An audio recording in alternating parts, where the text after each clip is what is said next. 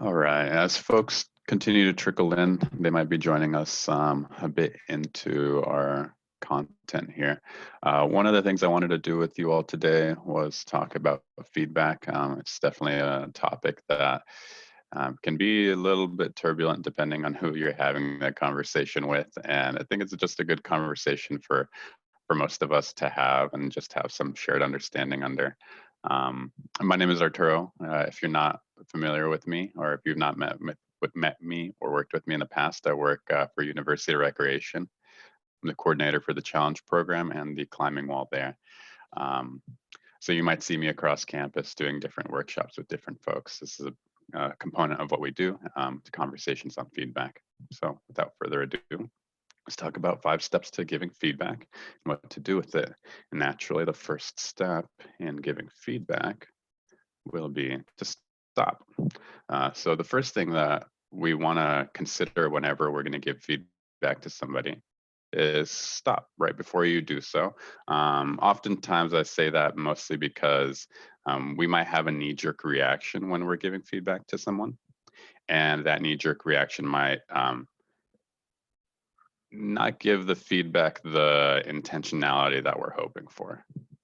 And so along that, after that first step, we're going to have these next 4 steps here through the acronym of STOP. So that's going to be specific, timely, objective, and purposeful.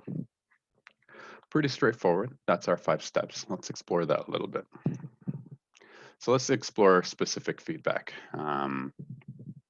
Imagine that you and I are driving. I'm in the driver's seat, you're in the passenger seat, and you see me approaching a stop sign. So let's say we get to this point. You see me approaching the stop sign, and I don't stop at the stop sign. Feel free to, in chat, type out or out loud say what you would tell me in terms of feedback that would be specific.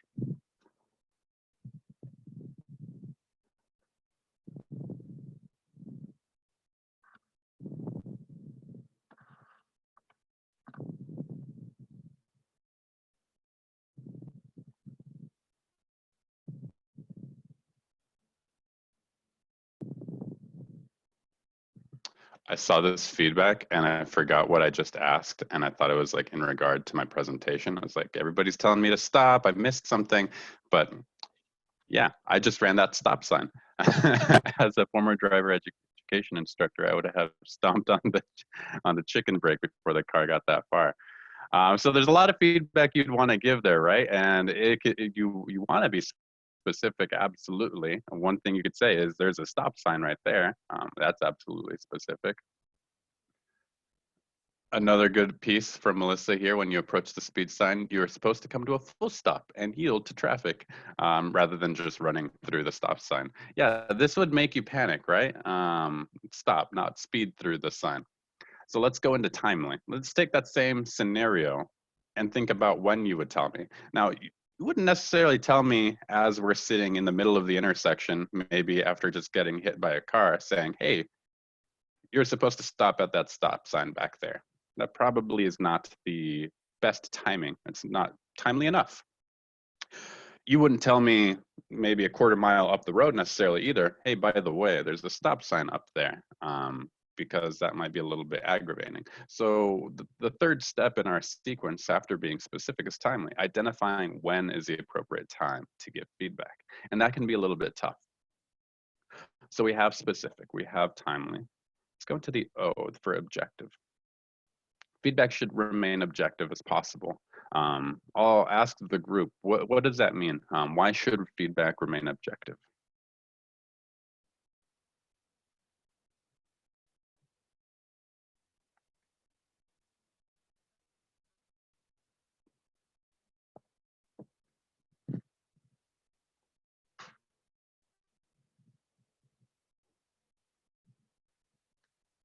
Objective is not personal. Very key right there. Thank you, Jim. And that's one of the key components with giving feedback. Oftentimes, the feedback can be personally charged or emotionally charged. It's non-judgmental, as Susan states. So we want our feedback to be directed as objective as possible, so that it doesn't have any the feedback itself can't be misconstrued. If feedback seems judgmental, then the person receiving the feedback is more likely to receive it in a defensive response. Absolutely true. So me saying there's a stop sign right up there, very objective statement. You can't really refute that. Me saying, I think you should have stopped earlier, that's my perspective. And yes, I do think you should have stopped earlier, but that really leaves a lot of room for some friction between that interaction. Oh, you get to see the car go one more time. And then feedback should be purposeful. There should be an intent. And in this example here, with the car driving through the stop sign, you get to see it again.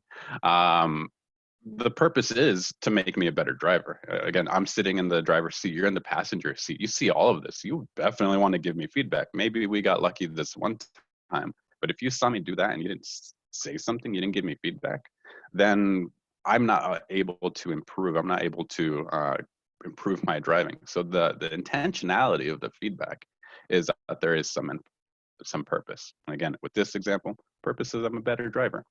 Let's just do a quick recap. So we have feedback. Right before you do so, you do give feedback, you should stop. That's step one. Step two is going to be specific when you're giving feedback. 3, timely, objective for number 4, and then 5 is purposeful. Health and safety issues do take precedence over everything else. Safety first. Always a good reminder. So whenever you're giving feedback, health and safety might dictate that you're a little bit more timely than you might have. You know, a good example, again, going back to running that light or the stop sign. If my health and safety is at risk, I'm going to acknowledge that right away, just at the risk of my own safety. So let's take a moment to look at this resume. This is my resume, and I want to have the group practice giving feedback. So what I'm going to do, because I am going to put you into breakout rooms, if that is an ability that I have from my co-host, I will link this into the chat. All right, let's see if I can do this.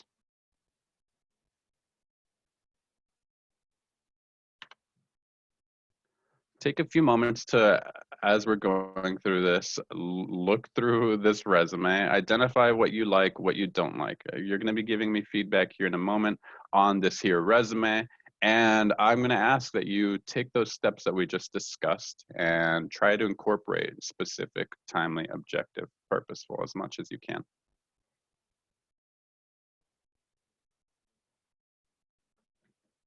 And rather than have you break into breakout rooms, I'm just going to keep you here. So take maybe 30 seconds or so, come up with a few items. And whenever ready, I'll ask you to share those in chat.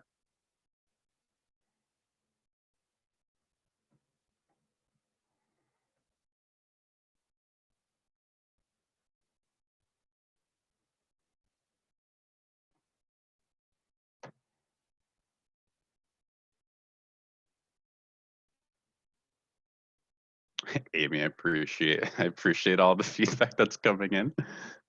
Claudia, let me see.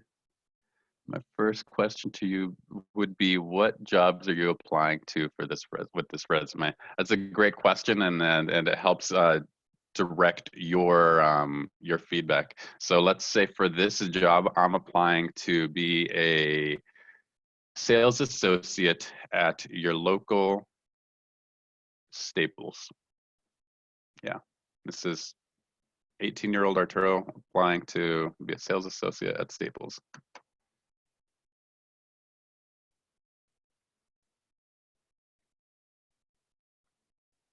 I'm maximizing my chat window because I'm seeing a lot of feedback in here. So just give me a moment to read through this. So reduce the amount of emotion for both parties. Wait, no, that's for the driving piece, for objective, sorry. Review capitalization, naturally. Some people are annotating, and I appreciate that. If you're not familiar with that process, feel free to do so.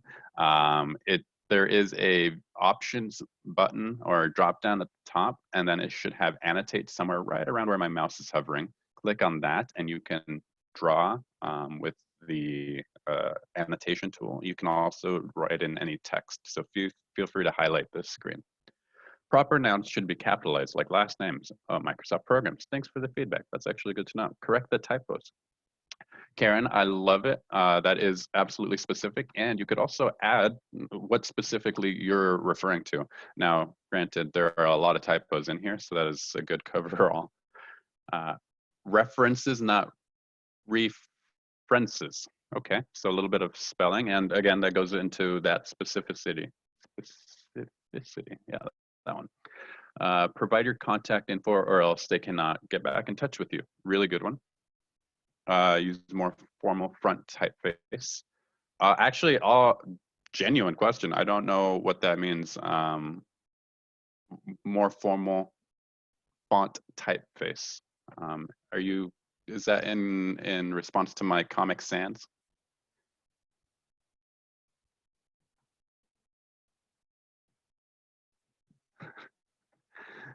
For job experience, explain your responsibilities. Cool. So I'm seeing a lot of feedback coming in. Now I'll ask us to pause for the time being as we have gotten quite a bit of feedback here, and I'm going to take this annotation and I'll leave the annotations for now. So I'll ask us to do a timeout on the feedback, and I'll ask you, this is a pretty straightforward piece of object to give feedback on. Feedback isn't always this straightforward. So while applying the stop theory, how many of you found yourself actually stopping and thinking through some of those 5 steps, and how many of you just dove into giving feedback? So if you dove into just giving feedback, feel free to use the raise your hand reaction in, the thumbs up reaction in the reaction window. And if you found yourself stopping, give yourselves the applause reaction.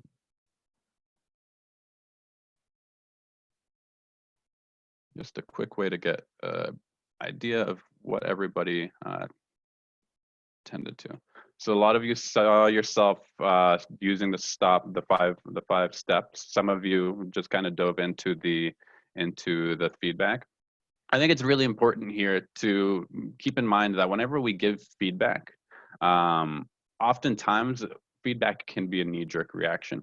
And it can be super straightforward in identifying what we want to give feedback on. I think the benefit of using the stop model of feedback is it allows us to take a few moments to process how we want to provide that feedback. Most situations you're giving feedback on are more complex than a resume that is of this quality. And a resume of this quality lends itself to a lot of feedback. Some situations, there's a few other dynamics at play. The individual you're talking to, the power dynamic that you're working with, the history there, and the way that the situation itself, right? So, my roommate not doing dishes is a little bit more turbulent of a conversation than this conversation here. So I'm going to clear drawings there and exit the annotation. The last thing I want to do with this feedback conversation, because I do want to keep it brief, is what to do with it. So this last component right here, really do want to emphasize, there's the feedback you've given. Now as a respondent, what do I do with it? Maybe you've caught yourself in a time where you've been given feedback and you're not 100% sure what to do with it. The beauty is it's up to you. This is truly one of my favorite pieces about feedback itself. There's nothing mandating that I take every single item that you gave me within the chat box and apply it to that resume. I get to choose how I source through that feedback, and I take a lot of comfort in that. And I think that's one component that helps with receiving feedback. If at the end of the day I'm getting feedback, I do get to choose how I implement it. There's something to be said in there about feedback and directive. I know my supervisor's in here, so I kind of have to say this, but like if he gives me a bit of feedback at work, it's my job to be a little bit more critical about how I apply that feedback. And with that in mind down here, if I don't make use of the feedback, I'm really only impacting myself. I'm affecting myself the most. So 3 people tell me the same type of thing, and I'm still thinking, no, I'm not going to change the font to that resume. It's really on me to take the frequency and apply it, because I've heard that feedback multiple times. Claudine, with 20% unemployment, I suggest you take our feedback seriously. That's fair, right? Especially the circumstances that we're sitting in right now. If I want that to be an effective resume, I better take that feedback. And the only person that I'm affecting here is myself. I'll leave you with a proverb that I once heard at a random training back in the day. And it goes something like, if someone tells me I'm a horse, I smile at them. If two people tell me I'm a horse, I give it some thought. And if three people tell me I'm a horse, I go buy a saddle. And that to me speaks exactly to what you're speaking towards. I got a lot of feedback, some of the things repeating on themselves on the resume component. If I don't apply that, that's really at my own detriment. They thank you all for sitting through this brief piece on feedback with me. This is a 15-minute segment of a 1 hour, 2 hour workshop that we offer through our challenge program. Tomorrow, it'll be me again, and we'll be talking about the how to, we'll be exploring content from the how to fill your bucket workshop. So if you want to join for that kind of content, feel free to join me here again tomorrow. And I would love to see you all tomorrow. Y'all have a great day.